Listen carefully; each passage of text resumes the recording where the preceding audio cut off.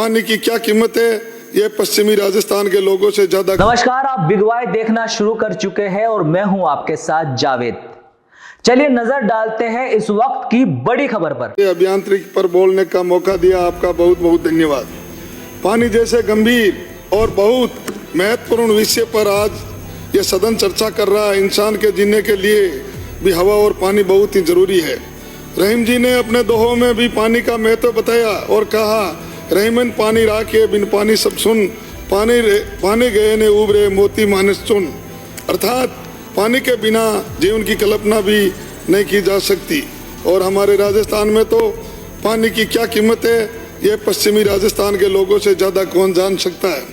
हमारे प्रदेश का एक बहुत बड़ा हिस्सा रेगिस्तानी है, जहाँ पीने के पानी की एक एक बूंद कीमती है। आज़ादी के बाद देश और प्रदेश की जनता को स्वच्छ पेयजल उपलब्ध कराने के लिए समय समय पर सभी सरकारों ने प्रयास किए, लेकिन भी आज भी हमारे प्रदेश के सैकड़ों गांव और ढाणियाँ स्वच्छ पेयजल का इंतजार कर रही है। मैं खुद गांव में रहने वाला किसान पुत्र हूँ।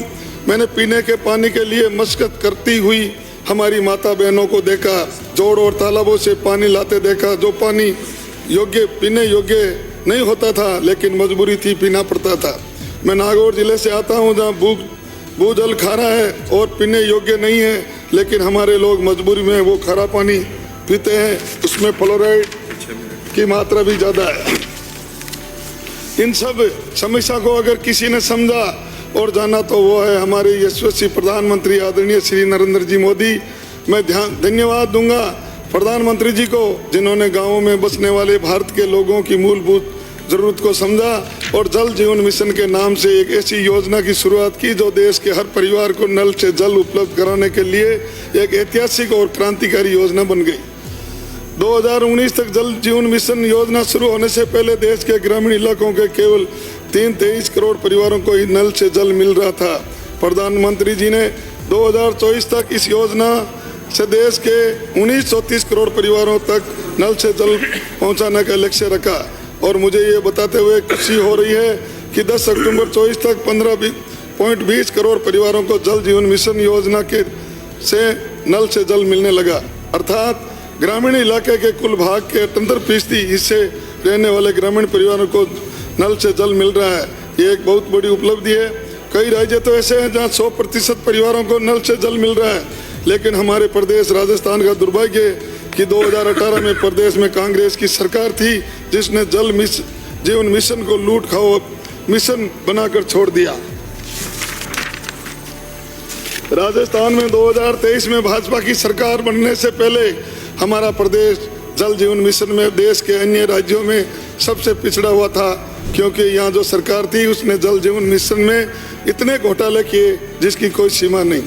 इन्होंने राजस्थान की जनता के पानी के हक पर डाका डालने का काम किया। पाइप की क्वालिटी देखो, चाहे जो टंकियाँ बनी है उनकी क्वालिटी देख लो, इन्होंने हर चीज़ में घोटाला किया। इन्होंने घटिया पाइपलाइन डालने का काम किया, टोंटियाँ लगवा दी, लेकिन आज तक पानी नहीं। उनको दोबारा से ठीक कराना पड़ेगा, वरना कोई बड़ा हादसा भी हो सकता है। और तो और इन्होंने पानी देने में भी भेदभाव करने में कोई कसर नहीं छोड़ी। छांट कर भाजपा विचारधारा के परिवारों को जल जीवन मिशन के सर्वे से वंचित किया, और जब डीपीआर बनी तो उसमें अधिकांश गांव ढाणियों को वंचित रख दिया। हमारे प्रदेश का सौभाग्य है कि प्रदेश को आदरणीय मुख्यमंत्री जी श्री बदन लाल जी शर्मा के रूप में एक ऐसा कर्मयोगी, जमीन से जुड़ा हुआ किसान पुत्र मुख्यमंत्री मिला, जो जनता के दुख दर्द और तकलीफ को जानता हुए समझता है। क्योंकि मुख्यमंत्री जी ने गाँव का जीवन जिया है, इन्होंने अभावों को देखा है और दूसरों की पीड़ा हुई व्यक्ति समझ सकता है जिसने खुद पीड़ा भोगी हो। इसलिए कहा जाता है कि झांके पाँव ना फटी भिवाई, वो क्या जाने पीर पड़ई।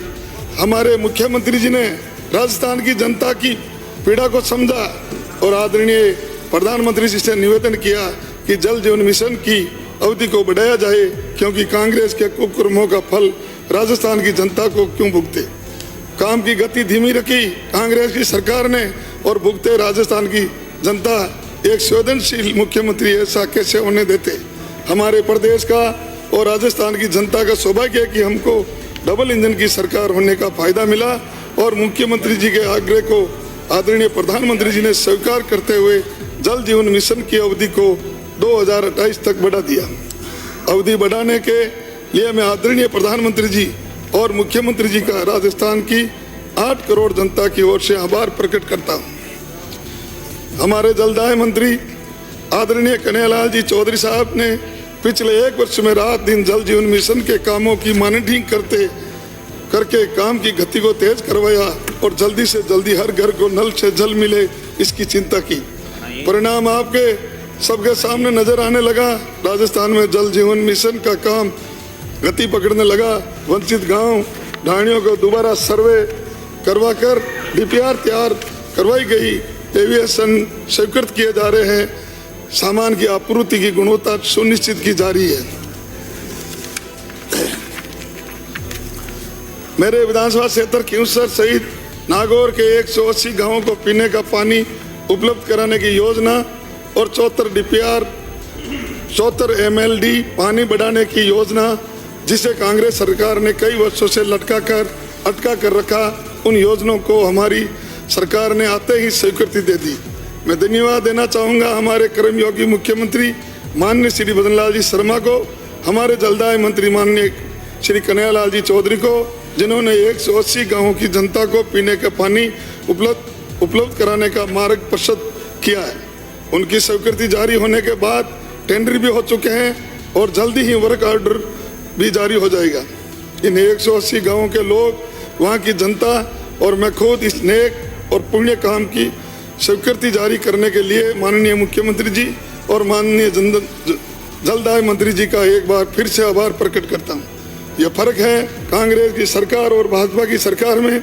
हमारी सरकार काम करने में विश्वास रखती है, जबकि कांग्रेस की सरकार काम और लटकाने में विश्वास रखती है। दूसरा, इस बजट में प्रत्येक